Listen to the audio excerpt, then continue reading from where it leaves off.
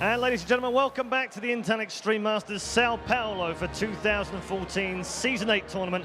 We are, of course, in our penultimate tournament. Just one more to go after this at Cologne in 2 weeks' time for the final chance to qualify for the winner-takes-all Katowice World Championship. It's going to be absolutely amazing, held in the Spodek Arena in March. If you haven't already got your tickets, check out intelextrememasters.com and make sure you get your tickets reserved. It is going to be a very special grand final indeed. Before we get there though, we've still got plenty more StarCraft action coming your way. We've now got the winners final of Group B. Let's just show you the bracket and show you how these two players have advanced through. Straightforward wins for both TLO and MC in the end. We thought maybe MC would struggle a little bit, but he's absolutely on fire, which is a coincidence really, because so am I right now. Yeah, that's right, it's that hot here in Sao Paulo. We're just melting to the floor. So apologies if we're not looking our best and I'm not suited up and got a tie or a bow tie, but it'll come at some point when the weather has cooled down, which will probably be in Cologne, because it's probably -5 there right now. I'm going to stop waffling and introduce the players as we go into our winners game. Ladies and gentlemen, these two players have met a number of times before. They've clashed in WCS Europe, of course. It's time to introduce you to our winners game, the winner of which will advance on to the quarterfinals. Our first man is a former GSL winner, the former greatest player in the world, some said, before Jadon come along and knocked him off his perch money-wise, but he's still the boss toss. He is MC.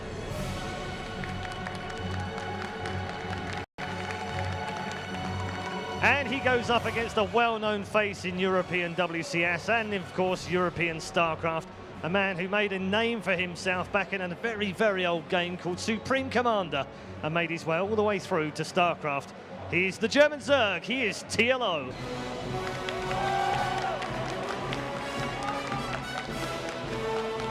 And it obviously has a bit of a Brazilian flavour to it as well, because he's got some home crowd support here. So good to hear the crowd cheering for both of the players. Enjoy the game. Let's go over to the commentary teams in Portuguese and in English. Thank you very much, Red Eye. Here we are, Rotterdam, together in our purple shirts. You got purple pants as well. I got the purple pants on as well. I'm a purple Power Ranger today. How have you been enjoying Sao Paulo so far? It's very nice, Sean. It's a little hot. Then again, so is California. So I'm almost used to it, even though this is even like plus 15 degrees to what I'm used to. But overall, Sean, it's been really fun. I think some of the games today have been a little one-sided, but I know it's only going to get better throughout the rest of the weekend. I want to say week, but it's only 3 days of StarCraft action. But I think our next series is going to be really good. Probably the best one that we've seen so far. Probably the closest one that we've seen so far. Yeah, I completely have to agree with you, because so far, I think it's safe to say that all the games we've seen have been quite predictable. The expected winner has won. But this game could be different. It's not as easy to predict, even though I think a lot of people are expecting MC to take this one. It is, as you say, one of the closest games we've seen so far, or will see so far. Now, of course, you have to...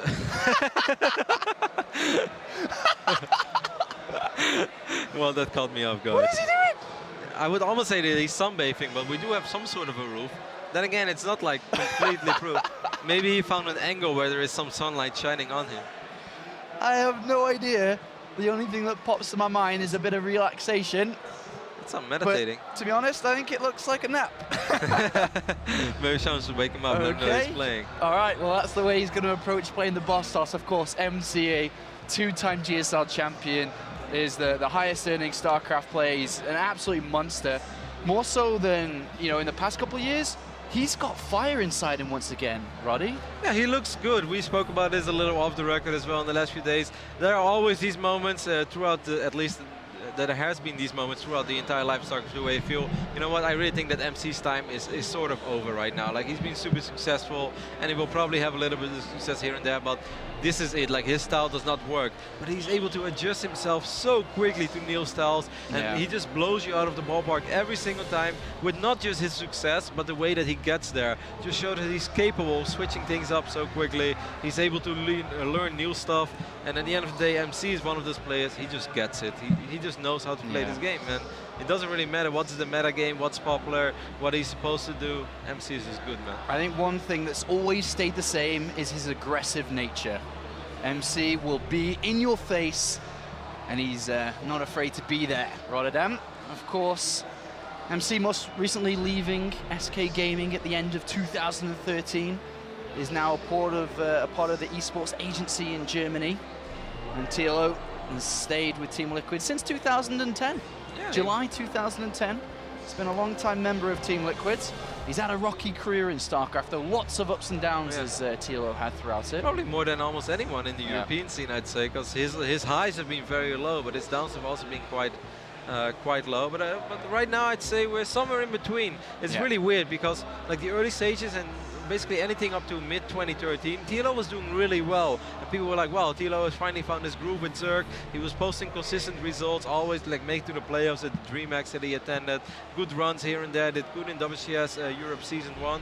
But after that, it fell off a little bit again. And now I feel that he's back on the uprise. And no telling how high it can go. Both players have been putting in a lot of practice. We had the opportunity to speak to them before coming out on the main stage. TLO has been practicing a lot. Likewise as MC. MC said throughout the majority of last year, he was only playing a couple of games a day. And he wasn't lying. He was saying, you know, 1 or 2 games here, maybe a little bit more on a good day, but not a lot. In 2014 so far, MC said he's played 30 to 40 games every single day that he hasn't traveled. He said that his control and his execution has always been good, but in the previous years, he's fallen back on his mechanics a little bit. They haven't been as strong as they used to be, but he feels in great shape. And you know how MC's always confident, he always says he's going to win a tournament. He said to me, you know, I'm not bullshitting right now, Apollo, I'm serious. I'm getting top 2 at this tournament. And it wasn't just confidence. There's just something about him that he's entered this tournament and he is looking good. Of course, top 2 is extremely important because that will guarantee you that ticket to IEM Katowice. I won't say later this month, but it's in roughly 2 months from now. It's in March, so even a little less than 2 months, I'd say. Yeah. It's going to be sick, of course. TLO aiming for the same thing. The loser of this series will play the winner of Hello Kitty versus Shakti. That's going to be played after this. Either way, I'm just getting ready for a really cool and hopefully exciting PvZ and probably the closest series of the day. Yeah, this should be absolutely great. I mean, they've played so many times in their history in StarCraft 2. MC's edged out. He's got 4 wins in best of 3s to just a single best of 3 win for TLO, 4 games to 1. MC historically always beats TLO. But let's find out now how this is going to shape up. The first map is going to be Habitation Station. I don't think they've ever played a best of 3 on Habitation Station, though. I don't think so, Roddy. I don't think so. I'm pretty sure they haven't. MC there sporting his Global Esports Management t-shirt. And it is now time ready to jump into game number 1. This should be a good one, as you said, should be the best of the day so far. Let's find out, because up here in the top right, of course, is MC, playing under the tag Mitchell, his real name, first name. And he will be going head-to-head with, of course, Liquid TLO, Dario Wunsch, as the Germans call him. MC was very keen on picking red because he said the red force fields are sick. Unfortunately for MC, we don't have that option toggled on. He doesn't know. He can pretend they're red, though. And then TLO said, that's fine, I want blue anyways, because blue spine crawlers are amazing. And I'm not sure if that was some sort of mind game, like why the spine crawler, but... TLO's like the Jedi here. And of course MC is the evil Sith Lord. And these guys will be going head to head. Do you have any personal favorites then, before we really jump into this? Your favorite in MC? MC is just good at winning, so it is kind of easy to go with MC. But I do think that TLO is capable of taking a map. I think MC is going to win the series 2-1. But I wouldn't be surprised if TLO is able to find some sort of a window opportunity where he will be able to surprise MC. Because let's not underestimate TLO. A good TLO is almost capable of defeating anyone, especially in ZVP. I think this is a matchup that suits TLO reasonably well, especially because he too likes to be aggressive. He's not a Swarm host player. He's the opposite of a Swarm host player. Yeah, that's exactly right. I managed to speak with TLO and he said he idolizes the way that Jaedong plays. So strong, so mechanically strong, so fast. And just overall appreciates his playstyle, which, as you said, is not Swarm host. And we'll see how these two styles do interact against each other. We do see MC with a gateway without a gas here. Oh, this is cool already, Sean, as we see the hatch first going down at the gold base. And I'm very eager to see what MC is going to do about this, because I've actually had like mixed thoughts of how I should go about this. And we spoke with TLO about this map as well. And he said, like, I don't think it's particularly good for Zerg, because gold bases can be even better for Protoss than they are for Zerg. But Protosses are not that smart. So MC's going to see this hatchery, and it's obviously later. He knows he's playing against a 3 hatchery build now, including most likely the gold base. I think just now he knows, because it could have been a pool before a hatch. What do you think is MC going through right now with his thought process. He's probably going to guess that it's been the gold base been taken. He hadn't have taken anything early that he could have been aggressive with, having gotten that faster Nexus. What's the first thing that pops into your mind, really, you think, here? Maybe some 3-gateway aggression, because this base is, of course, quite far away from the main. He is still going to expand, of course, because you don't want to do... He's also dropping a fort, so what I just said, Sean, is already wrong. He's going to try to cannon this. I don't think that's going to work. It's too late. Well, the spawning pool is actually super late, so... Yeah, this is... MC's going to go for this here, immediately throwing down the forge. So 2 drones have come across here, and TLO will spot this. Another pylon has come down. TLO not bringing any more drones, obviously. It's quite a way to go. And is this going to work? Remember, there is a Zealot on the way as well to support this if it gets over there. Rotterdam. There is the first cannon. He's going to need speed links ASAP. I'm just curious, Sean, how this is going to go. That Zealot is going to complicate things. That's going to complicate things a lot. There's a Queen on the way. There is a Spine Crawler on the way. This cannon will most likely get cancelled eventually. The other cannon is going to go up. But this Zealot changes everything. Surely TLO cannot defend this location. 4 cannons, another Zealot not far away. 1 cannon gets picked off, or should I say cancelled there. But with 3 cannons. Yeah, I think you're right. This is unholdable right now. All these Zerglings are going to make their way across the map. MC doesn't really have anything at home. He is dropping a Cyber Core right now, but of course he does have these 2 Zealots, which can just chase away these slow links. All right, well, let's find out how this is going to shape up. TLO surely cannot be looking to hold this. We'll find out. 2 Zealots in the middle of the map. Do you get surrounded? He's still building Zerglings. He's going to try. Is he going to go to break actually break the natural of MC? Yeah, I guess that's his best shot. Maybe he's able to force a cancel on the Nexus. If he destroys the natural Nexus, then surely he can go back to 2 bases and sacrifice the gold. There isn't really a whole lot for MC on this side of the map. He just has a single Zealot. Yes, MC is having a cannon in his main mineral line, but he doesn't have anything on the low ground with no Mothership Core, delayed gas. Yeah. There are 2 If Zealots. he can get this Nexus, he's already droning behind this. Can he get the Nexus, though? That would put him in a comfortable position. 2 Zealots, a Stalker halfway through being completed. Remember, Zergling speed has started. I guess it's kind of a little bit far away from completing, though. It's all going to come down to the engagement. He cannot fight the Zealots unless he gets a really good surround on them. There are probes here to help out as well.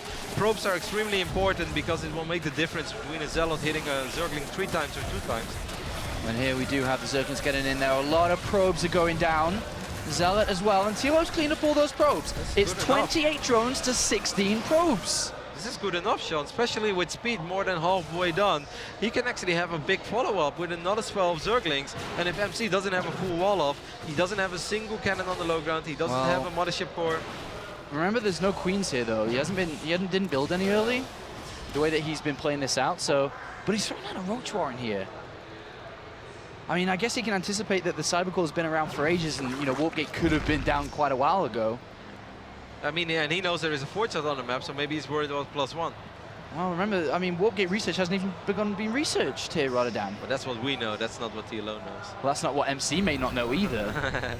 I mean, he's building a Sentry, he's got enough... Oh, he's getting ballsy with these 2 Stalkers, Sean. There are actually Zerglings, there is Zergling speed already, but we only have 4 Zerglings. Does MC not know he has not got Warp Gate research? Surely. Well, I don't think he realizes. No, he doesn't know this. Oh.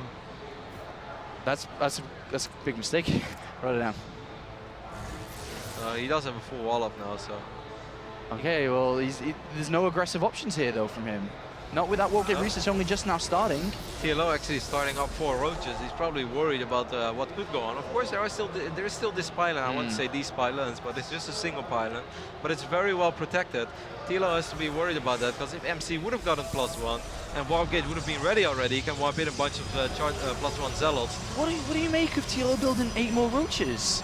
Surely at this time he must know that the Mothership Core must be close to being finished, if not already out. He can't be hoping to break this natural. Not without Burrow, I think. I mean, what does he do with all these roaches? Is he looking just to bring down the cannons, maybe, to get back on the gold base again? I mean, this has been a very unorthodox game. Not 12 a game more that... links? 14? Okay, he wants to be aggressive. I'm not sure, Sean. This is... The Mothership Core is out. Obviously, it doesn't have enough energy for Photon Overcharge immediately here. But there are a couple of force fields. Warp Gate isn't done, I suppose. It's not like he can warp in 3 sentries immediately to hold on against this. MC could have actually caught a glimpse of these roaches with his pylon and his cannons, and now he's going to see them, of course, with the Mothership Core. With these sentries, he should be able to buy enough time to get at least 1 cannon up. If I was MC, I'd get another cannon, because this is like, hey, there's quite a few roaches, man. Oh, he's going to wall off with another pylon here. The Mothership Core's at 70 energy. He needs 100 to be able to use that time warp. He needs some more force fields here. He could really use warp gate technology. Yes, he could. And this looks pretty, this is pretty, as you say in America, WCS America, dicey, I think the right word is here, Rotterdam. That's you guys, Sean. We just stole it from you. We put a hashtag in front of it. A lot of roaches, a lot of zerglings knocking on the front door. Warpgate is about to finish up. A lot of cannons are about to finish up, but MC has no more force fields. He can have Photon Overcharge in just a few energies more, but fine. he needs the... Oh, the Sentry's going to want it. He can't full shield quite. He gets one just above the gateway here. Where is that Photon Overcharge? It's activated. And behind this, we are having a couple more units coming across, but the pylons down powering the cannons as well. Wow, that changes things a little bit, because there's not that much DPS in his army of MC. He's going to lose a sentry. He might lose another sentry. TLO is still rallying units across the map. There are 16 roaches. Wow, is TLO actually going to break MC here? It looks like he could, and that Warpgate research could have just cost MC the game. And TLO destroys the pylon again. And Photon Overcharge is going to end in a couple of seconds' time, and TLO with so many more reinforcements. MC realizing he needs to wall off, but what is he walling off? I mean, he needs the cannons up and running. He's about to power them off again, but there is still a couple of roaches behind his natural. More Zerglings are making their way across the map. Can he warp in sentries? Does he have gas? Yes, MC has a lot of gas. He needs to get rid of the sentries. Ooh, one of them is so low on HP. Force field will go down. And the 3 cannons are up though here. Yeah, but they're so far away from the south side of this base that if MC cannot protect his mineral line, this is still going to be extremely annoying. And TLO has got a 3rd hatchery down behind this. He's building 4 additional drones. He has MC where he wants him. And look at MC, he's dropping 2 Stargates during all this, Sean. Well, only MC would do that. Only MC would do that, as he's taking a lot of damage on his natural Nexus. He does not want to lose it. A couple of force fields do come down to push these units away, but TLO is targeting the Nexus. He's going to have to use the probes. There are a lot of low HP roaches. I think he might know. He's not going to be able to keep the Nexus alive. This Nexus will fall. Yeah. No, you have to focus it, TLO. He will get it. He gets the Nexus. A big win here for TLO. And what a fast and furious game from both sides. Oh, the drones are even over here. That's a bit of a miss rally, as they'll have to go home. And MC is crippled from this point. What does he need to really get back up and running again? Does he just need to sit back? Does he need to move out? Look at TLO as well, already dropping Spore Crawlers, realizing that he's in a great position right now. The only thing that could possibly really ruin him is A, an Oracle, or B, a Dark Templar, so why not make a bunch of Spores? MC, unfortunate for him, he even has to take out one of these pylons. A crazy game, Sean, a very unorthodox game. Yeah. But great way that TLO handled a couple of things really great. Picking up these 2 Zealots early on in the middle of the map, that really helped. I still don't think this would have been as effective if MC would have had quicker warp gate. Yeah. But picking up that pylon as well, on powering those cannons, really crazy game, really fun game so far. All right, well, MC has decided to build 2 oracles at a time here. And he's going to move over, as you said, there are Spore Crawlers in each one of these mineral lines, apart from the 3rd base, bear in mind, which MC is going to go over and find. MC does have +1 attack researched. TLO only just now starting that +1 of his own. I don't think we're going to see a whole lot of gateway units in the near future from MC though. He's going to work on this first queen immediately, and then he's going to see the natural, what you mentioned as well. There's already a Spore Crawler. Well, 2 Void Rays now being made behind this as well. Where is MC looking to do? He's going to come over here with the Oracles, and he's going to bring down another Queen here. That's 2 Queens. A bit of harassment has been done. But MC only has 2 gateways behind this. 2 gateways and 2 Stargates is his only production at this point. So he's going into Void Ray production now. What a bizarre game. I've not casted a lot of CVPs like this. You think that TLO should be looking to throw down the Hydra Den soon? Especially knowing that these Oracles are out? And I think he will, because he's already getting missile attacks as well, so I think that's an excellent suggestion, and I think he will do that. All right, well, looks like TLO is going to put some Overlords in the middle here to start some creep spread throughout the middle, because he has not had the opportunity to do so. And MC is going to take a 3rd base here. This has gone unscouted, and TLO just simply doesn't know what MC is doing behind this. He's making a lot of roaches. Of course, we saw Mondragon do it once upon a time, roach against Void Ray, but I think that the times these days are a little different, especially with these sentries as well, with the Mothership Core. I do think that, you know, TLO has to be careful that he doesn't produce a ridiculous amount of roaches, and then he won't be able to break MC. Well, can MC hold on to this? He's got quite a few sentries, 4 sentries with a lot of energy here. Is he going to be able to use... He's got 3 Void Rays in the main base.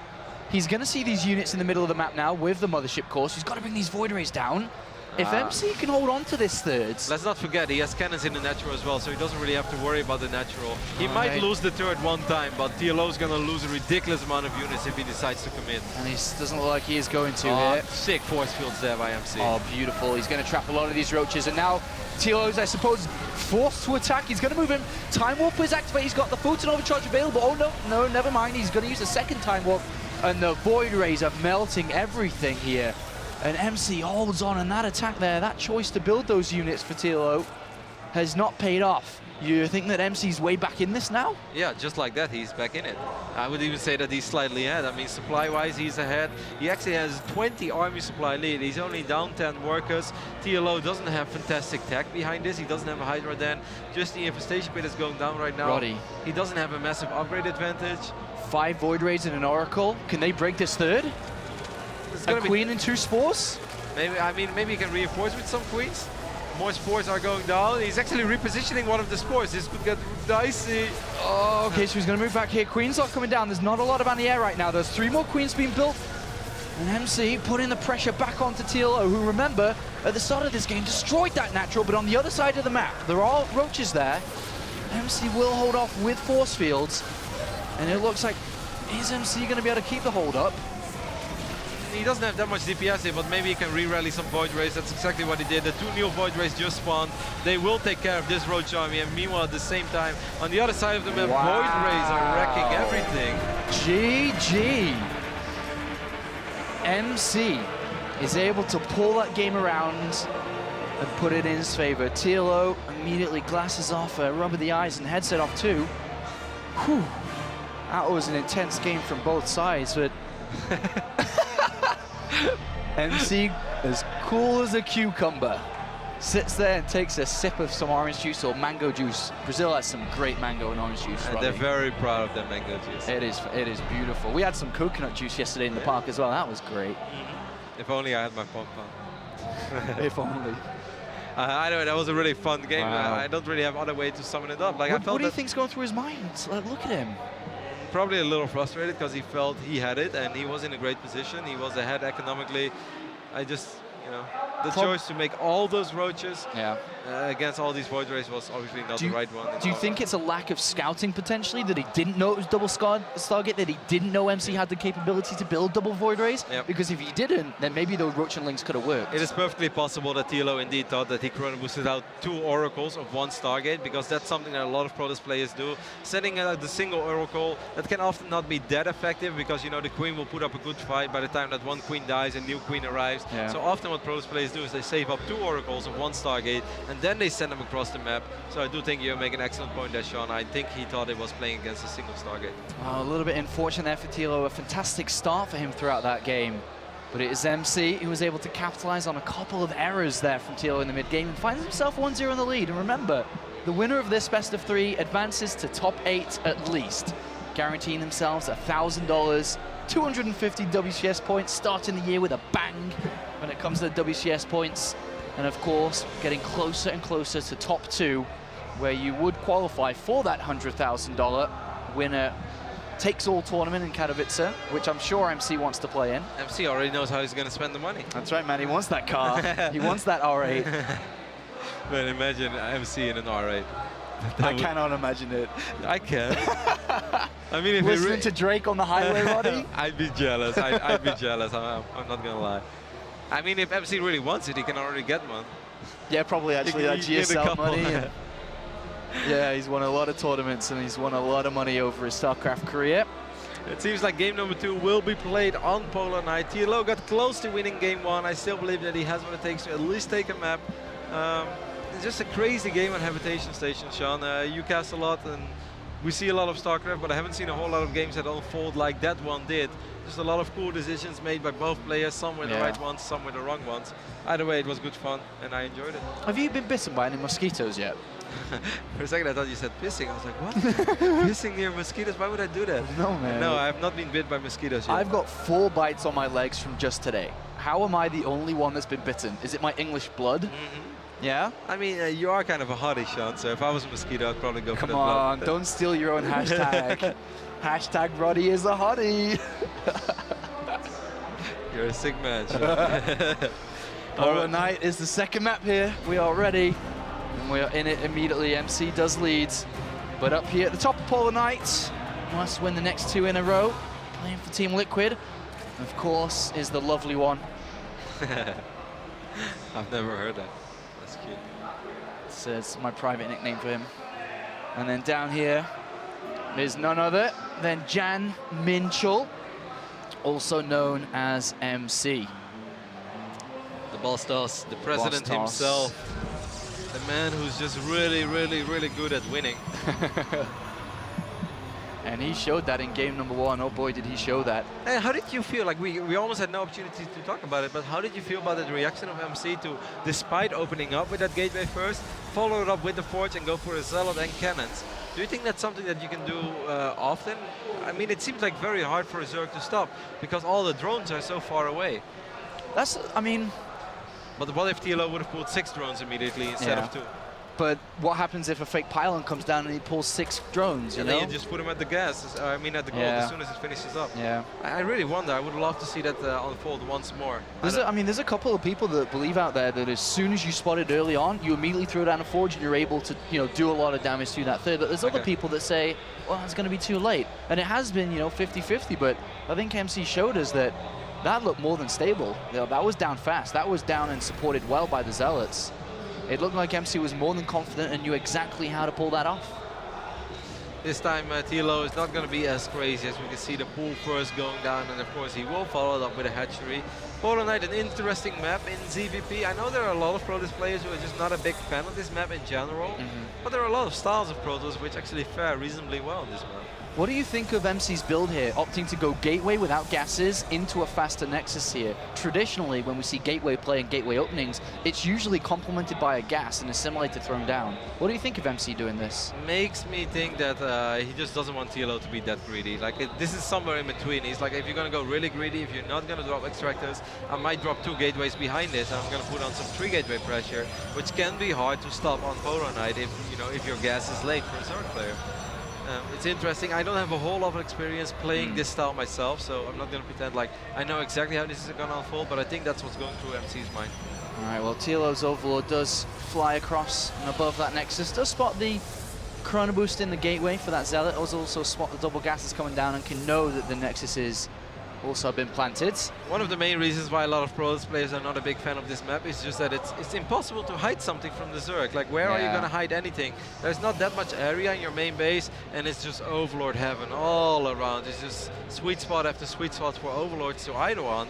And, you know, as a Protoss, you're going to have to play pretty damn straight up in this game, on this map. All right, well, the forward hatchery here for TLO for his third base. If he wants to play this game aggressive in the mid stages, this is obviously a forward push point for all his units to come from. It's not that far away from a potential MC third on the left-hand side here. But of course, that is looking into the future quite a bit here, and we'll see how the game does develop on. 2 Zealots, and a Stalker. And the Mothership Core. He's going to put a bit of pressure onto that third base here, Rossi. But how is he going to follow this up? Will he throw down a heavy tech building behind it? Like, is it going to be Stargate, or will it be what I originally thought, and that is just 2 additional gateways? But the thing is, like, even though TLO has put his Overlords in funky places, I'm not sure if I like this Overlord in the back of the base. Isn't it a lot easier to have the Overlord over here? Now he has to send in Zerglings all the time. But as soon as there's a Stalker out, he won't see the front anymore. And what is MC's? Chrono Boost and another Stalker, so that's 2 Zealots, 2 Stalkers, and the Mothership Core here. Behind it, Stargate. Okay. And TLO has only got Zergling speed and has only built drones until this point where he has 6 Zerglings on the way. And he should obviously be wanting to do more. He knows his double Zealots, he knows the Stalkers around. And he's gonna have to, he's built 2 more drones over the top of those 6 Zerglings. Does not want to underestimate this. No, these 2 Zealots, they do a ridiculous amount of damage on this hatchery in the near, in a pretty short time. So TLO is gonna have to produce a lot of links. They actually die one by one. This hatch might fall, as bizarre as that sounds. There are 16 links on the way right now, but there's still no speed. This queen that's about to pop will be in trouble as well, unless this other queen can somehow save it. This could already be a game-changing moment here. Well, we're about to find out. Stalker's targeted down that queen. Speed is about 25 seconds away. It's quite away. Mothership Core taking a bit of damage here. The Zerglings are coming in. With excellent micro and these 3 queens, I think TLO will be able to keep this hatch alive. And that's very well done. That wasn't easy. Mad props to TLO. And he does have Zergling speed now and can chase these units away, of course, the recall is possible. A wall only just now made. There is a hole, he's going to have to force field. There it is. Force field some time. And now he can plant his units there. He does have an Oracle about to pop out as well, so if TLO does try to pressure the front door, can always use that defensively. TLO's been a little distracted because he had to worry about all this aggression, but I think he kind of realized as well, like, those gateways were very late. Something else is going up. I don't know what it is, but I'm going to throw down spores because, you know, whether it's CTs or Oracles, I'm going to have to worry about something. Yeah, that's completely right there.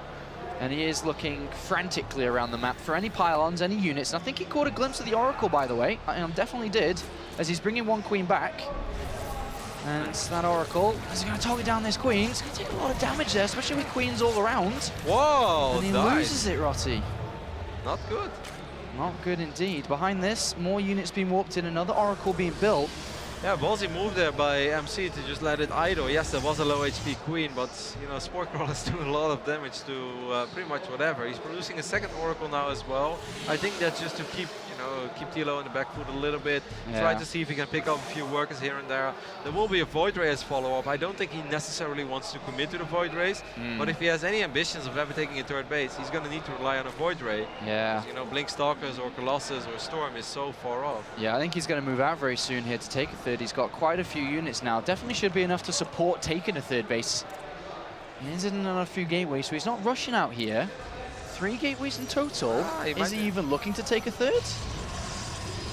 These 3 gateways are telling me no. Even though it's still 9 minutes and 20 seconds, so this is not that crazy. Yeah. Work count shows us 45, but there's no additional tech. Like this, just gateway units and a single target is not going to win you the game. So I actually think it might be a crazy 2-base push. 14 drones on the production tab right now for Dario. All right, let's hope there's no more than that, because if MC is going to move out, which by the looks of it, as you said, it seems to be, then he might get stung here. Might get hit by an attack. 25 army supply currently to 43 for MC, but those drones are going to give TLO a fantastic economy. There is a Hydralisk den on the way, but I would love to see DLO just go absolutely crazy with roaches and above all, Sean, burrow. Yes, there is an Oracle, but it's unreliable detection. It's not as reliable as an observer. Well, here comes Minchel. MC is going to move out now, and the unit production has begun, but has it begun too late? The Oracle and Mothership Core are above the Zalnoga Tower. This is going to be the standpoint for MC down into this third. The third is low as well, remember. The most important thing for TLO is that he doesn't take a fight too early and a bad fight. Like, you rather lose that third base but get a favorable engagement later on. Did he already use Envision? Yes, he did. 9 Hydras. 3 tumors. He's baiting out force field. This is good for TLO. He cannot lose too many units. Just let him go. Can he get those these roaches on the right-hand side? They're trapped in. The Hydras are starting to pop out here, but MC has a lot of units. Is this going to be broken here? The Void Ray is doing a lot of damage. And with just Hydras and Roaches, I don't think he's going to be able to hold on to this. 67 army supply, but a lot of it is in Sentry. Sentry's not that strong in a lot of scenarios. Another time bomb will go down. Mothership Core might fall, but nope, not yet. TLO just needs to get all of his units together, but that's almost mission impossible right now. Yeah, there's a lot of force fields coming down here, and TLO may have overdrove just a little bit too much here as MC pushes forward with a trademark aggressive move, as we know and love him for. And he's destroyed queens, he's destroyed loose units, and he destroys this series. 2-0 and advances to the top 8 and says, "What's up?" into the camera. MC into the quarterfinals already. Sips on some mango juice, nods his head a little bit. Yep, that's right, that's what I do. I make it to the playoffs in big tournaments. Cool series though, Sean. I did enjoy it, and you know, this game you might look at it and think like, that wasn't all that close. If TLO instead of 14 drones makes 6 drones and already goes into like 8 roaches, I really think this is already a different outcome. I felt those first forces he baited was excellent, but then he still kind of committed with those roaches on the right side. He got stuck in there, didn't he? But yeah, it was really hard because there were so many sentries. Well, MC goes 4-0 in 2 best-of-3s. Domination today from the boss toss. And now TLO goes down to the final match in Group B, and we'll have to face off against the winner of our next Hello Kitty versus Shakti. Yeah, that could be a really fun PvZ series because Shakti put up a really good fight against TLO in the second map. Yes, he did, and Hello Kitty played pretty well against MC, but was outclassed a little bit there. And, well, that does it for this series. MC moves on and joins, of course, Bomber and Jack G. Already 3 Koreans in the top 8 here in the Intel Stream Masters Sao Paulo. Who's going to join MC in second place in this group. We'll find out shortly with the next couple of games. We'll be right back.